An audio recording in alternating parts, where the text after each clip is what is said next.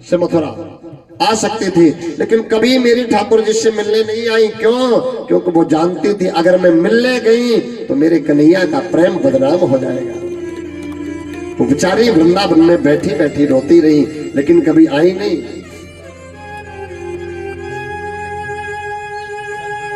सभी ब्रजवासी बेचारे बैठ करके बात से चले जाते हैं रोज रोज। सखिया गोपियां बेचारी बैठी बैठी भगवान की प्रतीक्षा करती है। मेरा श्याम सुंदर कह गया था परसों आऊंगा, लेकिन आया नहीं। सभी आस करके लौट जाते हैं। यमुना जी के किनारे आते गाय बछड़े लेकर के दिन भर प्रतीक्षा करते, शाम हो जाती, सूर्य ढल जाता, लौट जाते, आई नहीं। एक दिन गोपियां सभी विवल होकर के इकट्ठी होकर के कहने लगी, जीवन की शाम आई, मेरे शाम नहीं आए, बैठे हूं उनकी राह में, हम पल के बिछाए, जो मैं ऐसी जानती, प्रीति किए दुख हो, नगर ढिढोरा पीटते, प्रीत न करे हो को। सभी व्याकुल हो गए और सभी कहने लगे, नींद ना आए रे, चैन ना आए रे, जीवन सारा बीता जाए, शाम न आए रे, नींद न आए रे, चैन न आए रे, जीवन सारा बीता जाए, शाम न आए रे, पल पल जाए, छिन छिन जाए, कैसे करो आए, पल पल जाए, छिन छिन जाए, किनसे करो नाये रे, चैन नाये रे, जीवन सारा बीता जाए, शाम नाये रे।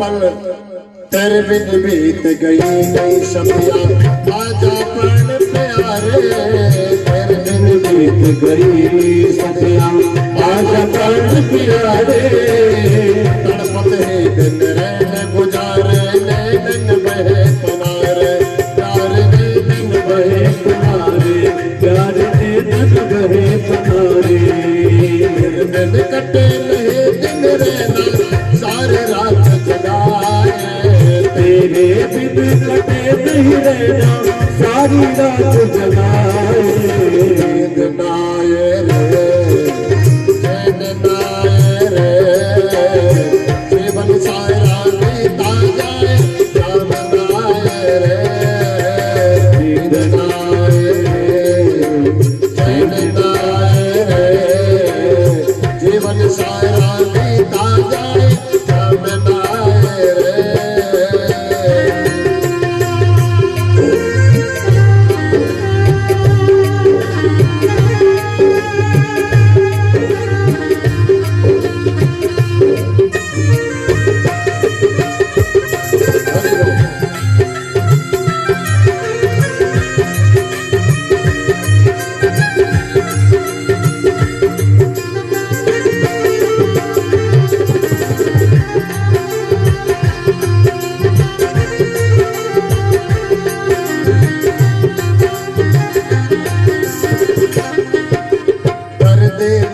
दिल दर्द कमारा आगे शीश झुकाए, दर्द दर्द कमारा आगे शीश झुकाए। अपने मन की प्रेम कहानी गाना तुम्हें सुनाए, अपने मन की प्रेम कहानी गाना तुम्हें सुनाए।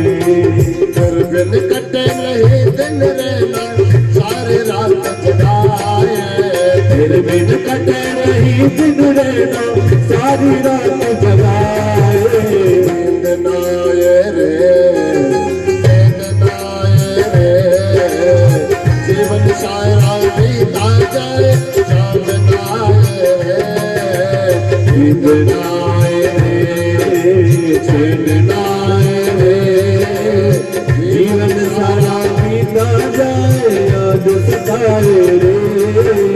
जीवन सारा बीता जाए चांद ना आए रे, जीवन सारा बीता जाए श्याम ना आए रे। गोविंद भगवान की जय। आपकी बड़ी श्रद्धा बड़ा प्रेम है, हमेशा हर जगह कथा में ये पधारते हैं, बड़े भगवान के प्यारे भक्त हैं। बोलो गोविंद भगवान की। गोपियां सभी विरह होकर के प्रेम विरह में विचारी दिन भर रहती, रात को चली जाती। उद्धव जी ने जब देखा, भगवान ने उद्धव को भेजा, उद्धव से कहा जाओ तुम वृंदावन में जाओ, गोपियों को प्रेम, गोपियां प्रेम में व्याकुल है, उनका थोड़ा ज्ञान का बुरा। अब तो महाराज जैसे उद्धव जी वहां से चले जब उद्धव मथुरा से वृंदावन निकट आया, चले जब उद्धव मथुरा से वृंदावन निकट आया, वहां के प्रेम ने अपना अनोखा रंग दिखलाया। वृंदावन के लिए जैसे ही चले, ब्रजभूमि जैसे ही लगे, उद्धव जी का मन बदलने लगा। उलझ कर वस्त्र में कांटे लगे उद्धव को समझाने, फाड़ दे ज्ञान का पर्दा कि हम है प्रेम दीवाने,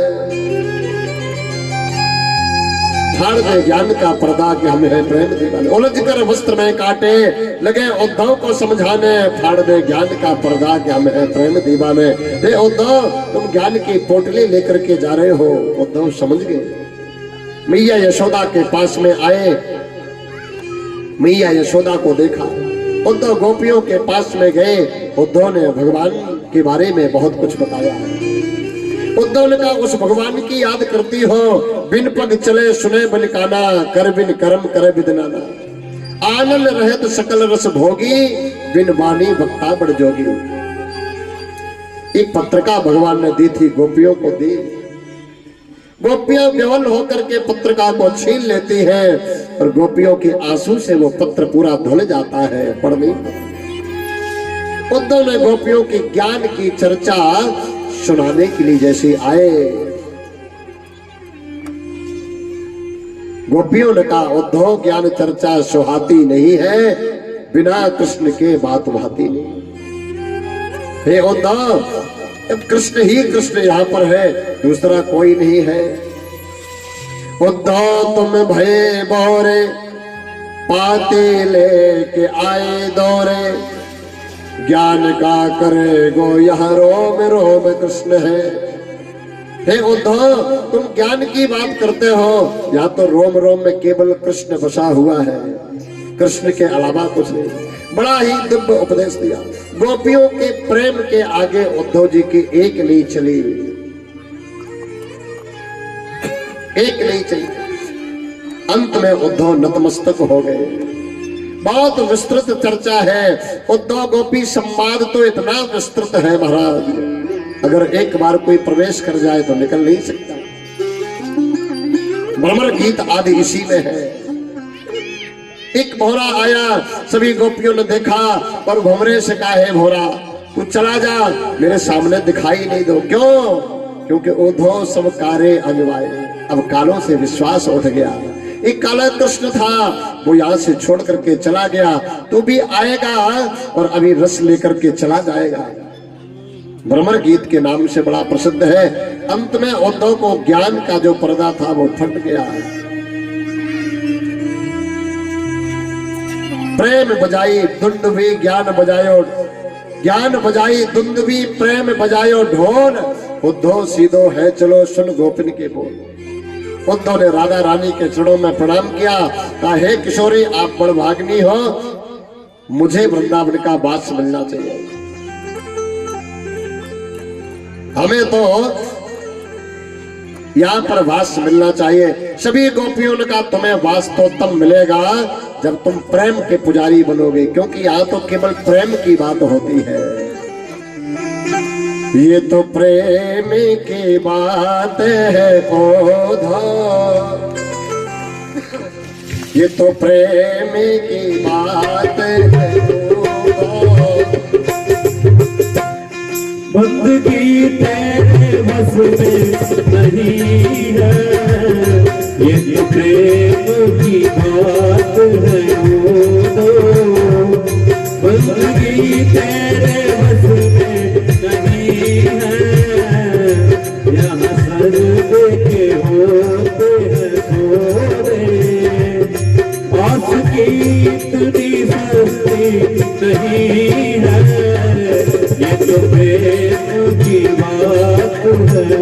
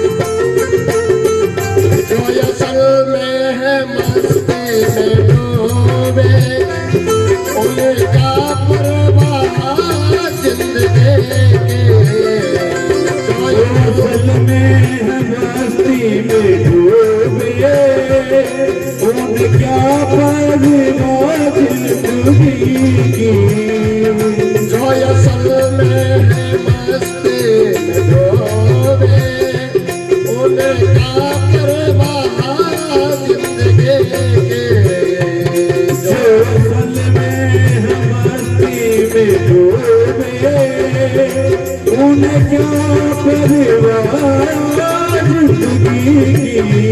जो तैरते हैं चढ़ते हैं मस्ती, वो हकीकत में मस्त नहीं है, ये तो प्रेम की बात है वो, बंदगी तेरे बस में नहीं है। यहाँ सदके होते हैं सौदे, आस की सस्ती नहीं है, ये तो प्रेम की बात है वो, बंदगी तेरे बस में नहीं है, बंदगी तेरे बस की नहीं है, ये तो प्रेम की बात है वो, ये तो प्रेम की बात है गोविंद भगवान। गोपियों का प्रेम देख करके उद्धव वहां से शर्मिंदा होकर के वापस आए। भगवान से कहा, कन्हैया तुम बड़े निष्ठुर हो, तुम ऐसी ब्रजवासियों को भूल गए। कन्हैया ने कहा, तुम तो ज्ञानी थे, कैसे बन के आए? बोले, हम तो प्रेमी बन करके। वृंदावन में कोई भी जाता प्रेमी बन करके वापस आता है। भगवान अब थोड़े से बड़े हुए, अस्थि प्राप्ति के पिता ने देखा बेटियों को विधवा बना दिया। श्री सुखदेव भगवान कहते हैं, राजन परीक्षित, अब जरासंध ने मथुरा पर आक्रमण कर दिया। और आप लोग ध्यान दें, श्रीमद् भागवत में 50 अध्याय अब पार हो चुके। 10वें स्कंद का पूर्वार्ध खत्म हो गया, उत्तरार्ध यहां से प्रारंभ होगा। 10वें स्कंद में 2 खंड है, पूर्वार्ध और उत्तरार्ध। पूर्वार्ध में 50 अध्याय है। अब जरासंध ने आक्रमण कर दिया, तो इसको जरा ध्यान से सुनना। जरा माने होता बुढ़ापा, प्यार से बोल रहा है। जरा आक्रमण कब करता है? 50 वर्ष के बाद। 50 अध्याय पूरे हो गए, अब जरासंध आया। तो अवस्था में भी 50 के बाद जरासंध आक्रमण करता। जरा माने बुढ़ापा, और जरा माने बुढ़ापा आक्रमण करता है, फिर तुमको छोड़ता नहीं। क्यों? क्योंकि बुढ़ापे को तुम लोग पहले तो हरा देते हो, जरा को पहले हरा देते हो। जरासंध ने 17 बार भगवान से युद्ध किया लेकिन हार गया। अच्छा, जरा को कैसे हराते पुजारी जी महाराज? जरा को कैसे हराते? मानो भगवान ने पहले जरा माने बुढ़ापा ने आक्रमण किया, बालों से सफेद हो गए और तुमने डाई करा ली बढ़िया से, एक बार हरा दिया, है ना। दोबारा से आंखों से कम दिखाई देने लगा। दूसरा आक्रमण जरासंध ने किया तो चश्मा बनवा लिया। तीसरा आक्रमण किया तो कानों की मशीन बनवा ली।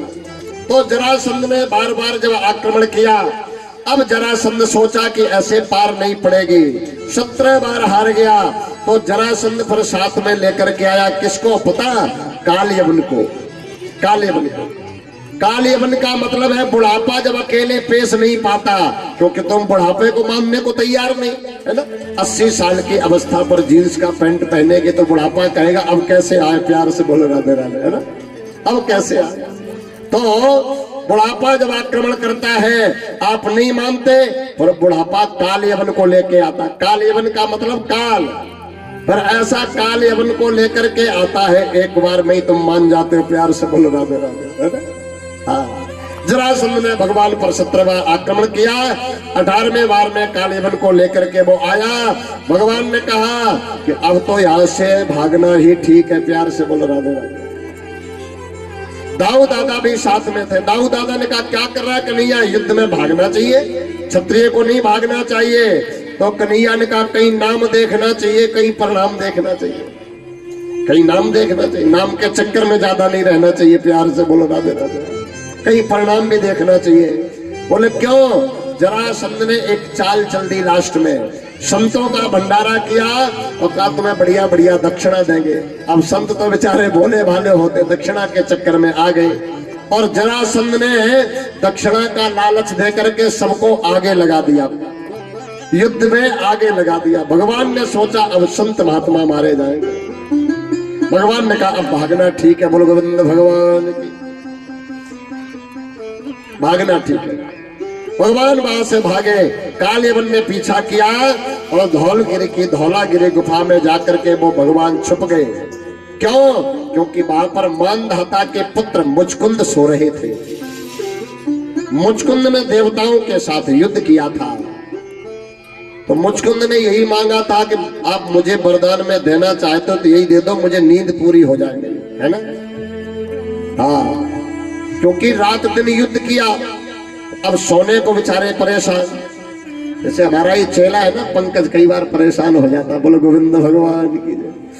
इससे ज्यादा मेहनत हम ले ले, जैसे भागम भाग होती ना, हमारे तो जीवन का ऐसा चक्र है, तो एक दिन का भी आराम न मिल पाए। यहाँ से भागे दूसरी जगह, दूसरी जगह से भागे तीसरी जगह, फिर ये लास्ट में हाथ जोड़ के कहता गुरुदेव अब 3 दिन की हम छुट्टी जा रही है, हम बिल्कुल नहीं चलाएंगे, प्यार से भूलवा दे रहा।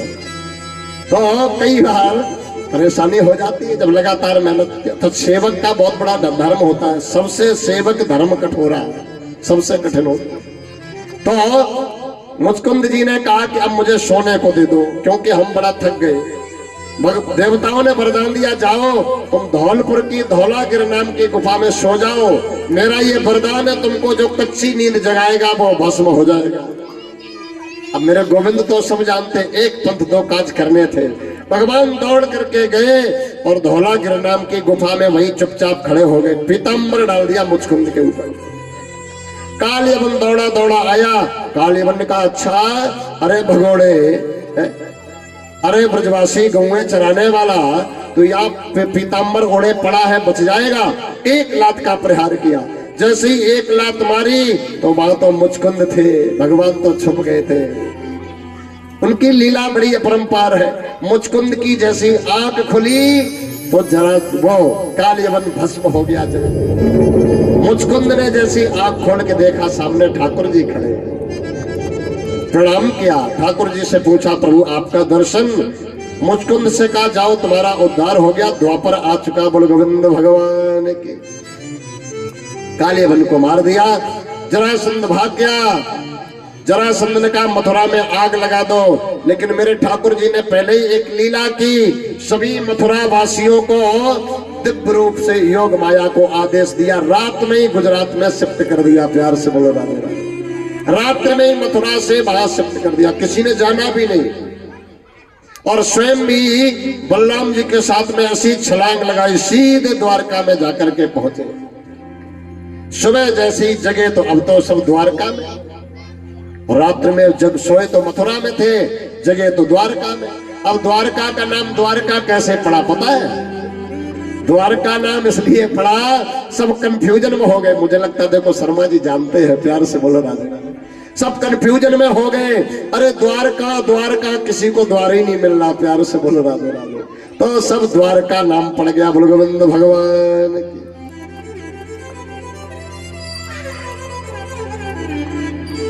आप जैसे जब प्रेमी श्रोता मिलते हैं, अच्छे मिलते तो कथा सुनाने में मन करता है, बोलो गोविंद भगवान।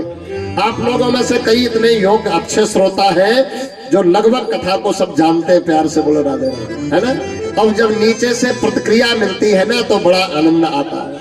और कई हम जगह जाते हैं ना तो लोग ऐसे बैठे रहते, हम कथा करते रहते हैं, लेकिन यहाँ पर प्रत्युत्तर में आप लोग जब जवाब देते हैं तो बड़ा अच्छा लगता है। ऐसा लगता है आप लोग कथा सुन रहे हैं ना।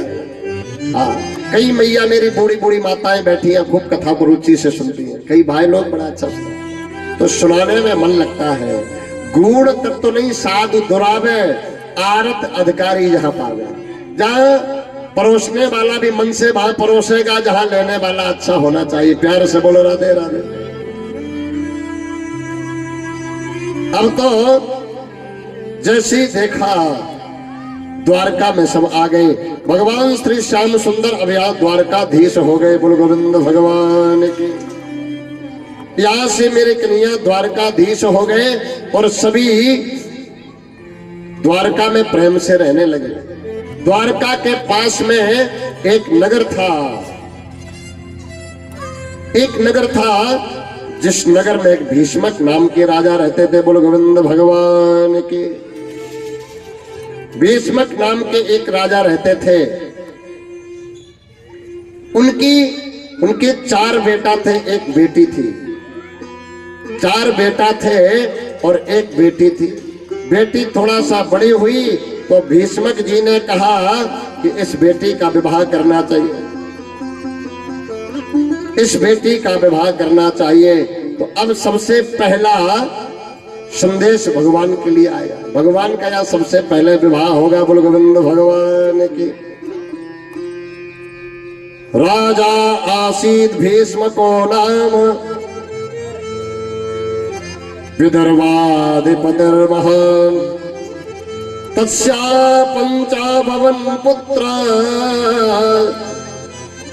कन्यका च वरानना।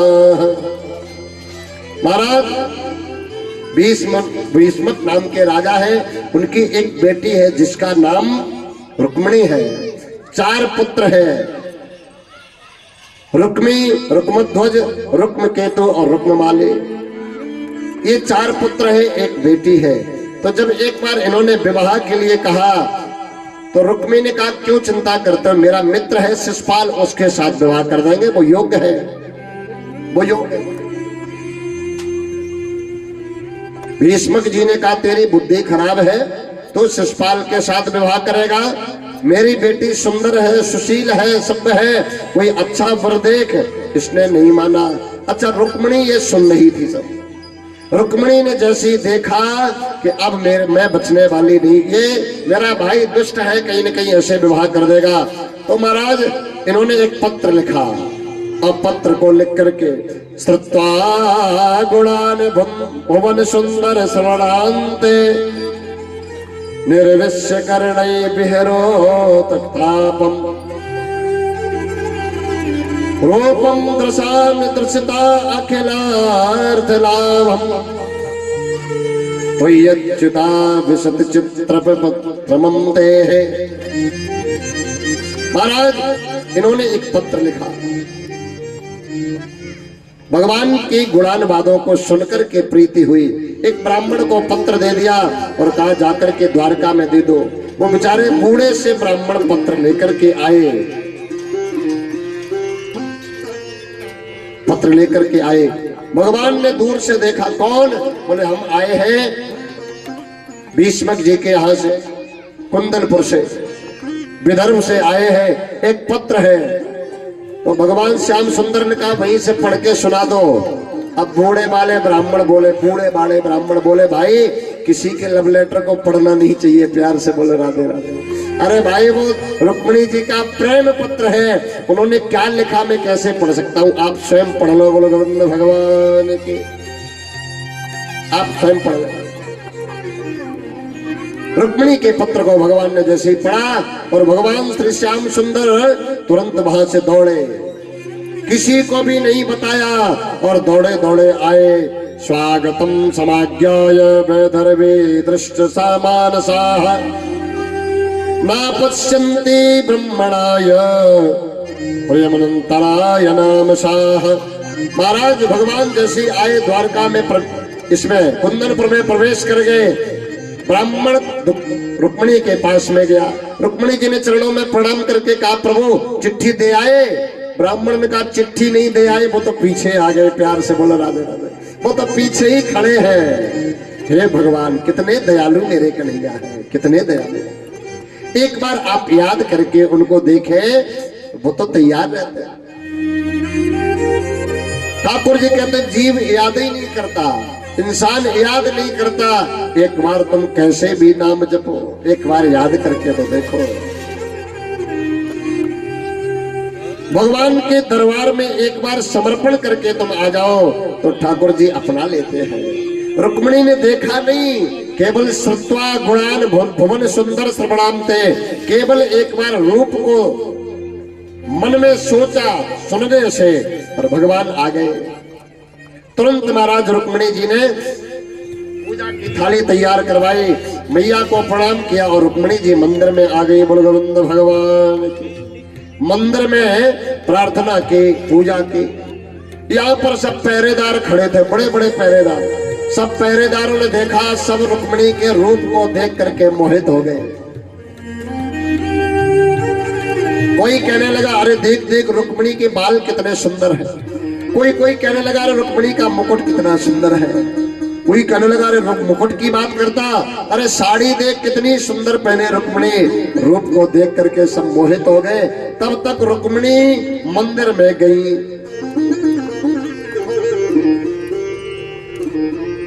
और रुक्मिणी ने गौरी माँ की पूजा की।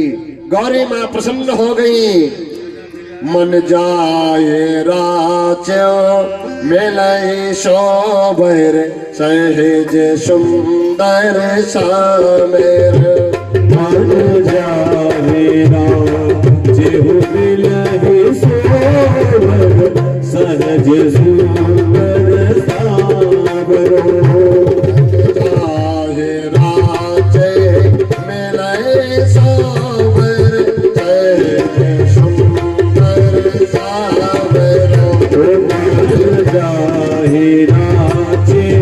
मिले ही सोबर सहज सुंदर साबरो। करुणा निधान सुधान सील स्नेह दान तेरा बरो। करुणा निधान सुशील स्नेह दान तेरा बरो।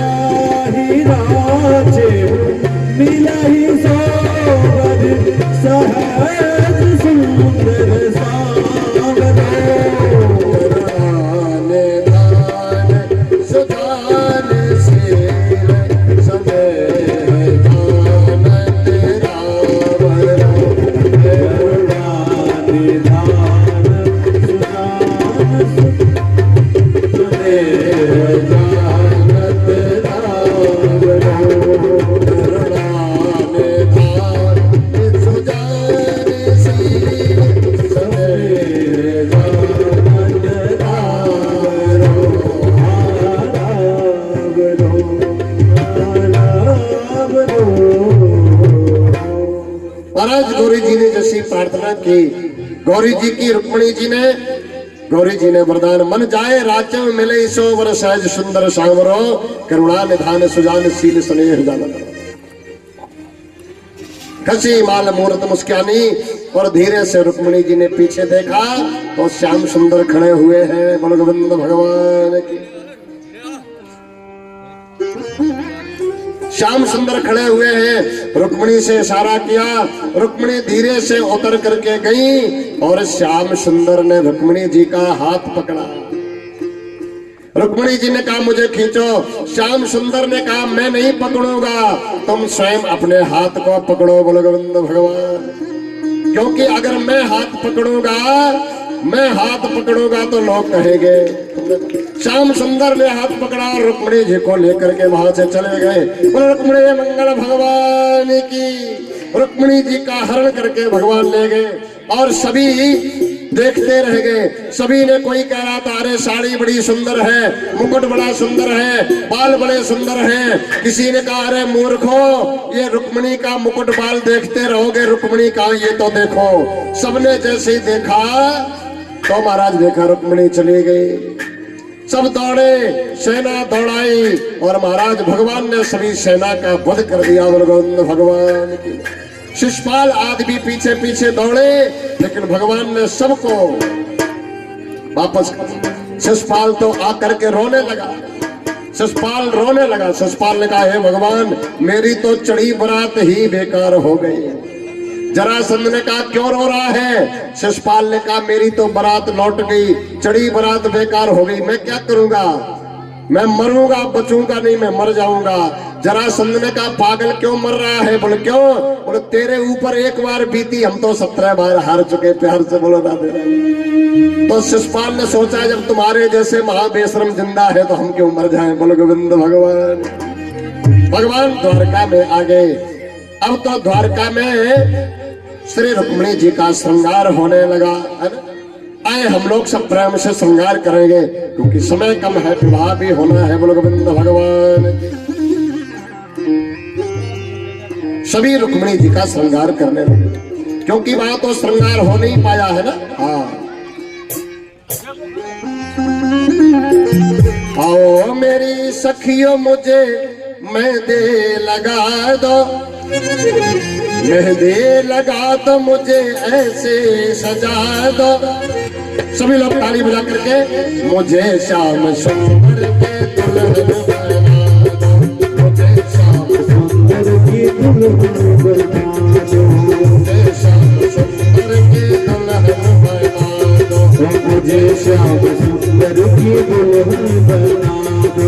आओ मेरी सखियों मुझे मेहंदी लगा दो, आओ मेरी सखियों मुझे मेहंदी लगा दो, लगा दो मुझे ऐसे सजा दो, मेहंदी लगा दो मुझे ऐसी सजा दो, मुझे श्याम सुंदर की दुल्हन बना दो, मुझे श्याम सुंदर की दुल्हन बना दो।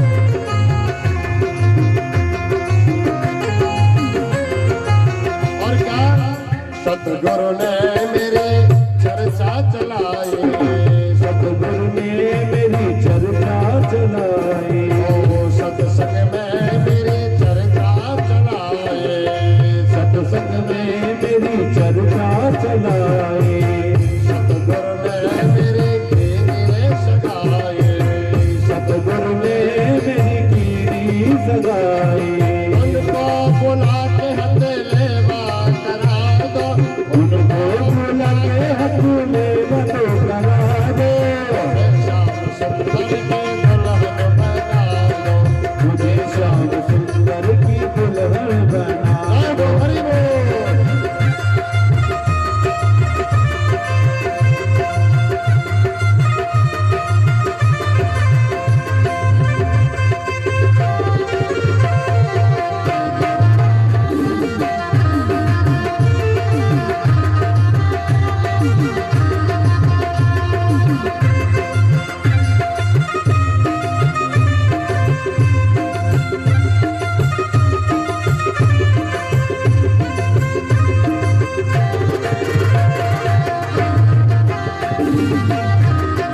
बोल।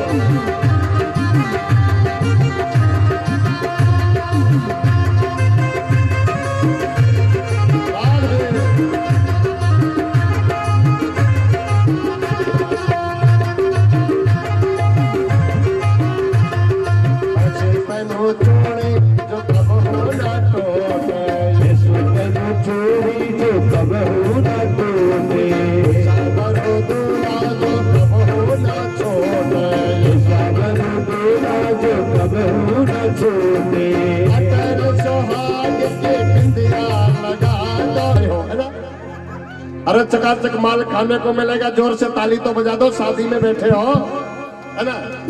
अटल सुहाग की बिंदिया लगा दो, अटल सुहाग की बिंदिया लगा दो,